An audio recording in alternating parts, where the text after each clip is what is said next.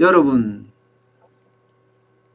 코로나19로 영업 제한을 오랫동안 해왔잖아요. 특히 밤 9시까지 영업 제한하다가 최근에 와서야 밤 10시까지로 영업 제한을 1시간 늘려줬습니다. 그전만 하더라도요. 밤 9시까지 제한을 하니까 자영업자들 입에서는요. 아우성이 터져 나왔습니다.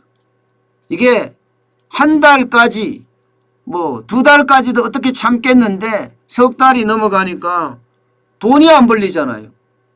돈이 안 벌리니까 생활을 할 수가 없는 거예요. 아이들 교육을 시킬 수가 없는 거예요. 그러니 어떻게 됐겠습니까? 그야말로 난리가 난 거죠. 그 중에서도 말입니다. 그 중에서도 가장 타격을 많이 받은 곳이 여러분 술집입니다. 술집. 이 국세청에서 조사한 자료를 보면요. 간이 주점 심지어 말입니다. 정감률이 마이너스 15.2%입니다. 15.2%. 그래서 지금은 12,219개예요. 호프 전문점 여기도 마찬가지 12.1%가 줄어들었습니다. 그래서 29,002개입니다. 이게 국세청 자료이기 때문에 거의 정확하거든요. 그 외에도 예식장, 구내식당, 여행사 순입니다. 근데 보시는 것처럼 간이 주점이나 호프점은 그야말로 폭망했습니다. 이게 그럴 수밖에 없는 게 여러분 생각을 해보세요. 간이 주점의 영업시간이 보통 한 5시쯤 출근합니다. 보통 5시쯤 출근해서요. 그때부터 장사 준비를 해요. 그리고 손님이 들어오는 시간은 보통 6시부터 옵니다. 6시부터. 그런데 6시부터 오는 것은요. 아주 극소수고요. 손님이 많이 들어오기 시작한 시간이 보통 1차를 끝내고 2차로 오는 곳이 2차 집이기 때문에 8시가 넘어서 들어옵니다. 근데 9시까지 영업 제한이 딱 걸리니까 어떻게 됩니까? 망할 수밖에요. 장사가 안 되니까. 1시간 먹으려고 호프집이나 술집에 안 가거든요. 차라리 술 사서 집에 가서 먹지. 그런 사람이 많아졌다는 겁니다. 그러니 호프집에 지금 2020년 12월 기준으로 보더라도 전년 동기 대비해서 12.1% 줄었고 간이 주점은 15.2% 줄었다는 것은 충격적인 숫자죠. 사실은요. 저는 이 자영업자들이 얼마나 피해를 받는지 그것을 대충 짐작할 수 있는 지표라고 봅니다. 소상공인연합회에서 이야기하는 걸 들으면요. 이렇게 이야기합니다. 신규 사업자는 쌓아둔 고객도 거래처도 없기 때문에 더 빨리 망한다. 사실 호프집이나 간이 주점, 술집은 창업하기 편하다고 하는데 실업자가 돼서 나와서 창업하다가 폭삭 망해먹은 사람들이 천지자. 제발 뭔가 알고 창업했으면 좋겠다. 이런 말까지 이야기할 정도예요. 뭔가 알고 나서. 시장은 여러분 진짜 냉혹하잖아요. 자영업자들의 피눈물을 흘리게 만드는 거 수두룩합니다. 요즘 같은 시기에 무턱대고 창업했다가 그야말로 박살납니다. 그런데도 불구하고 불나방처럼 많은 분들이 창업을 하고 있다는 사실이 어쩌면요 안타깝습니다.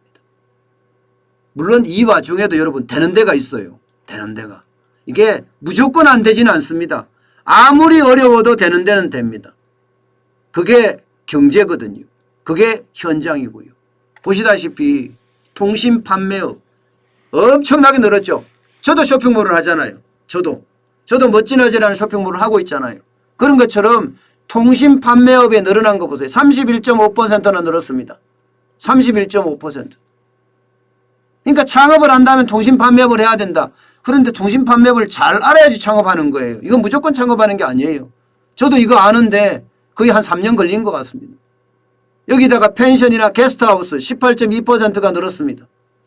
펜션이나 게스트하우스 이게 안 될 것 같은데 그죠? 코로나 때문에 안 될 것 같은데 이게 돼. 그 이유는요. 일단 펜션이나 게스트하우스는 사람들이 답답하니까 가긴 가는데 가격이 비싸 이제. 옛날처럼 싸진 않아. 그래서 많이 늘었다. 그리고 실업자들이 많이 나오고 하니까 에이 모르겠어 고향 가서 펜션이나 해야지 하는 사람도 늘었기 때문에 늘었다는 이야기도 있습니다. 여기다가 교습소나 공부방도 16.4%나 늘었죠. 왜 늘었을까요? 아니 코로나19의 위기 취직이 안 되니까 공무원 공부하는 사람이 늘었다는 이야기예요. 공무원 공부하는 사람이. 뭔가 공부를 해서 그 자리를 찾아가야 되니까. 예. 의외로 카페, 커피 전문점이 늘었죠. 15.7%. 진짜 많이 늘었어요. 그죠? 커피 전문점이 늘은 거는 창업하기 쉬웠습니다. 이거. 실업자는 많아지고 나도 커피 전문점 해봐야지. 여러분 주변에도 가보면 커피 전문점 엄청 많을 거예요. 여러분 제발 커피 전문점 하지 마세요. 안 돼요. 기술이나 직업훈련 학원 여기도 마찬가지 13.1%. 이거는 공부방이 늘어나는 것과 마찬가지입니다. 공부방이 늘어나는 거고. 여러분 저는 그렇게 생각을 해요. 위기 때 기회가 있습니다. 분명히 있어요. 위기 때 기회를 잡으려면 평소에 준비를 잘 하고 있어야 되거든요. 예. 그 준비라는 게 지식도 습득하고 기술도 습득하고 돈도 모아 놓아야 된다는 뜻입니다. 지식도 기술도 돈도 없이 할 수 있는 건 아무것도 없습니다. 예. 삼박자를 다 갖추지는 못하겠죠. 돈까지 갖추기가 쉽지가 않으니까요. 그럼 돈은 지금 정부에서 빌려주는 돈도 많잖아요. 중소벤처기업부 산하에 소상공인 시장진흥공단이라는 것도 있습니다. 여기서 돈 많이 빌려줍니다. 그러면 지식과 뭔가 기술이 있으면 할 수 있다는 이야기예요. 그러려고 그러면요. 심사숙고가 기본적인 원칙입니다. 심사숙고하지 않으면요. 앞서 보여드린 것처럼 간이주점에서 폭삭망하고 호프집에서 폭삭망하고 그런 결과가 될 수밖에 없습니다. 상황을 못 읽었다는 이야기니까. 그 어느 때보다가 심사숙고가 필요한 부분이고요. 심사숙고해야지 쉽게 말하면 폭삭 안 망합니다. 버텨냅니다. 그러면서 언젠가는 부자가 될 수도 있을 겁니다. 여러분 시장은 제가 경험을 직접 해보니까요. 진짜 냉혹합니다. 절대 봐주는 게 없습니다. 저도 3년 동안 국밥집을 하면서 하루 18시간씩 일해봤어요. 그러면서 언젠가 나는 부자가 될 수 있을 거라는 꿈도 꾸어봤습니다. 그런데요. 내가 배운 게 없고 내가 기술이 없으니까 하루에 18시간씩 무작정 일한다고 되는 일이 아니더라고요. 내가 잘하는 일, 그리고 내가 잘 할 수 있는 일, 여기에 하루 18시간씩 아마 집중했으면 더 빨리 성공을 했지 않을까 그런 생각도 가끔 해보거든요. 요즘 제가 쇼핑몰을 하고 유튜브를 하고 하는 것도 어찌 보면 이제 내가 잘하는 길로 들어선 거예요. 내가 잘하는 길. 저는 방송 기자만 오래 했으니까 방송이 저한테 적성이 맞는 거고 그러면서 쇼핑몰은 옛날부터 하고 싶었으니까 쇼핑몰도 만들어보고 그러면서 법적인 검토도 해보면서 뭔가 새로운 성장의 기회를 잡아가는 거죠. 여러분 어렵다고 포기하지 말자고요. 술집, 호프집 하다가 망하시는 분 진짜 많습니다. 그러나 포기하면 포기하는 그 순간 모든 게 날아갑니다. 어떡하든 상황이 어떻든 내가 버틸 수 있다면 버틸 수 없다면 안 됩니다. 버틸 수 있다면 끝까지 버티는 것도 바로 살아남을 수 있는 하나의 묘수이기도 합니다. 그러면서 그 시간에 가만히 있지 말고요. 움직이는 거예요. 움직이면서 더 지식도 쌓고 더 기술도 쌓고요. 그러면서 새로운 영역에 대한 개척도 많이 해보면 저는 방법이 나올 거다. 그런 생각 다시 한번 해봅니다. 여러분 힘내시자고요. 어렵다고 좌절하면 그걸로 끝이에요.